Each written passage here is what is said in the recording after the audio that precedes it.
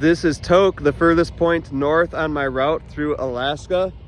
I'm gonna do the bare minimum kind of here to keep the channel going for a short run, just kind of on the sidewalk here in Tok.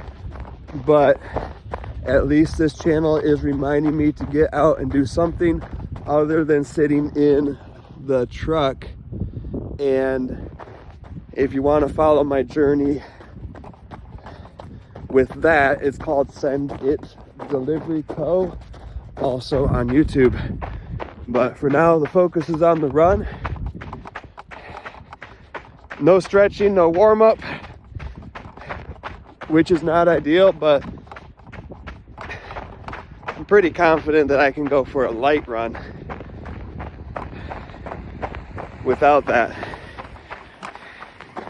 And like I said, I really think that having something that gets me to move,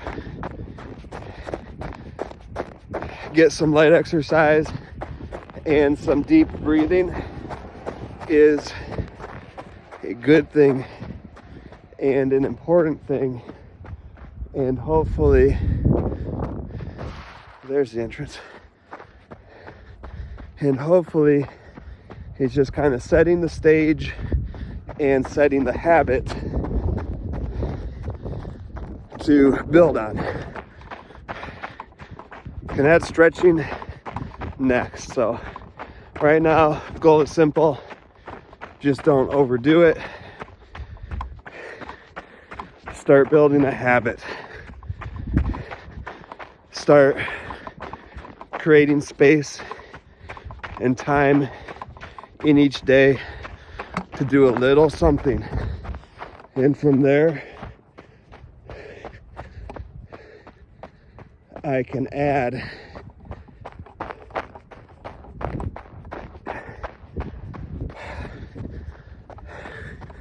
but if you start with a little bit, at first you're like, I don't have time to do anything. And then you're like, okay, I guess I probably have 10 minutes in a day. I can do something with those 10 minutes. And then next thing you know, that 10 minutes is just part of your day. And then you're like, okay, I could probably do 10 more minutes, so let's add 10 minutes of stretching every day. And at first it's gonna be like, I don't have another 10 minutes, but then before long, now you've normalized 20 minutes in your day. 10 for stretching, 10 for running, for example. And then you're like, okay, yeah, I don't have time for anything else. And then you realize, well, I've got 20 minutes, I could probably make that 30. And you add a cool down stretch. I don't know, whatever. So my goal is for right now, stretching, taking that time feels a little intimidating, even though that's really silly, but part of it's just like, just one more thing I have to think about and plan and figure out what stretches I'm going to do. At least just running is super simple. I know how to do that. I don't need to figure that out. I just need to stop and do it. So once I've got this normalized and habitualized, then maybe figuring out what stretches to do for 10 minutes won't be so daunting.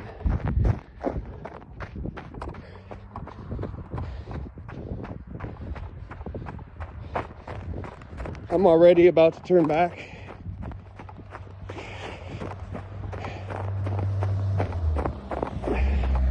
Just gonna kind of acknowledge that those are the limitations for me right now. While I still have 2,800 miles to drive that I really want to get knocked out, it's gonna take like 6 days because I am pulling a big trailer with a little truck, and my top speed that I feel comfortable with so far is somewhere around 50 miles an hour. But those miles are already going by. I think I started with about 3,300 and now it's at 28 something. So just seeing that that's under 3,000 before I knew it, when I literally thought it was still over 3,000, that's encouraging already. Just slow but steady. Keep going, which is what's happening with this run, because I meant to turn around a minute ago and then I got distracted. And I didn't turn around and I went a little further, which is cool.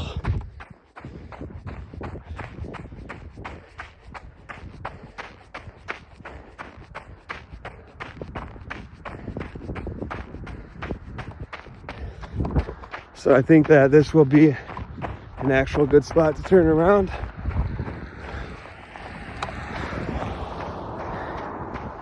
And I can see that I've run a decent little ways. The intersection is a ways up there. My body's feeling really sore already. My right shoulder feels sore, which is weird, but surely it's from sitting, driving, holding my arm out like this for days at a time. So this movement is super important.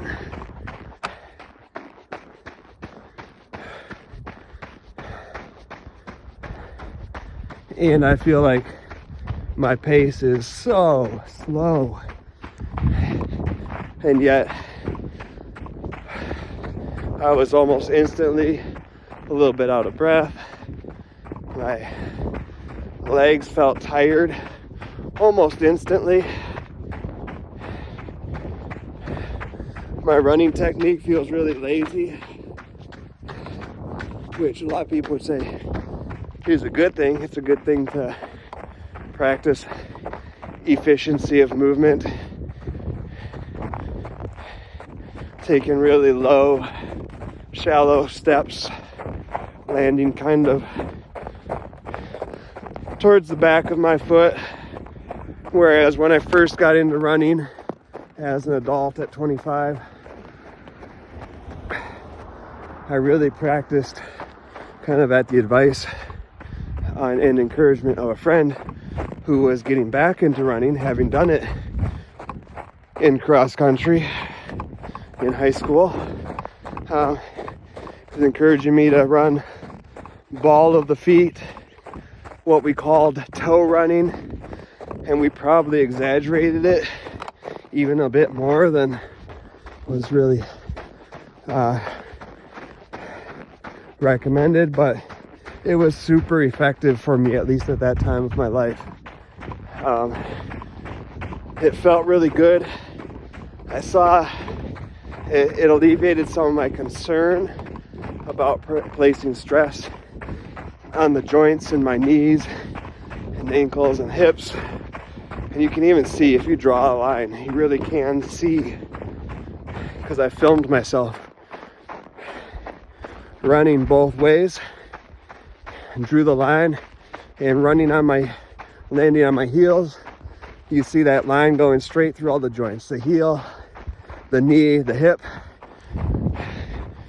When I ran, so I landed on the balls of my feet, drew that line straight up from the ground. You see it going through the foot, through the calf, through the thigh, missing all the joints. It really felt good. And I saw massive gains in strength and stamina and muscle mass. My thighs, my calves got noticeably bigger and stronger. And the one that I didn't expect, but that was plainly visible, was the musculature in my feet themselves. There were some little pockets of muscle that I didn't even know existed, but got visibly larger in my feet. My feet got ripped quickly. And I think a little bit of that had to do with my age at the time. When I have picked up running for the short periods of time that I picked it back up in my 30s, I didn't notice that happening, and I was really disappointed. Because I was like, oh yeah, my feet are gonna be shredded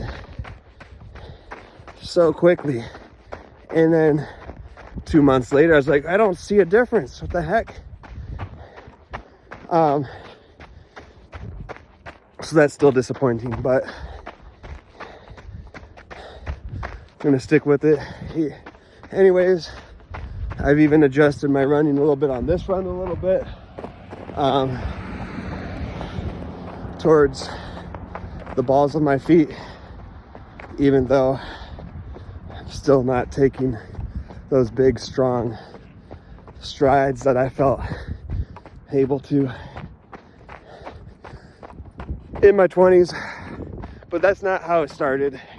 Even then, it started with me getting out of breath and running slow and stopping and walking a lot.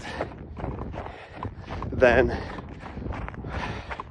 which had more to do with the cardiovascular system than musculoskeletal system. But still, I'd say I just ran, well, I must have ran probably 3/4 of a mile out, 3/4 of a mile back in 12 minutes. Felt very slow.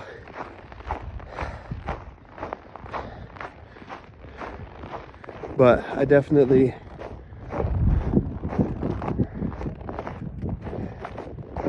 am better off, I think, for having run as opposed to not going on a run. So, walking this final little stretch,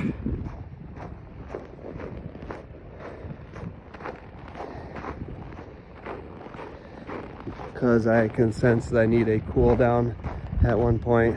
Again, when I first got back into running, I don't want to always talk about when I first got back into running. I don't want to be one of those people who's like, yeah, back in the day. I want to look ahead still, and I feel like I'm young enough that I should still have time to look ahead, and my best runs ever in my whole life should still be ahead of me. So I'm gonna have that attitude. But I guess I'll finish whatever I started to say, which was at one point I was definitely finishing my runs by picking up the pace to a sprint, and that will happen again. Looking forward to it. Just didn't happen today.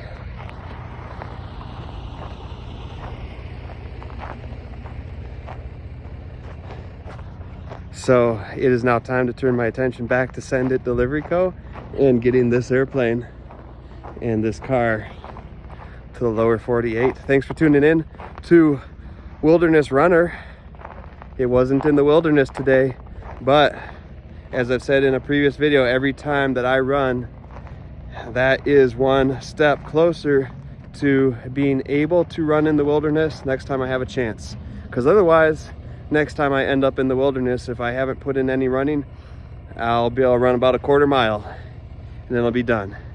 But if I run on the sidewalk in Tok on my way to do a delivery, and I run, once a day or so along the way, then when that day in the wilderness comes, I'll be ready for it.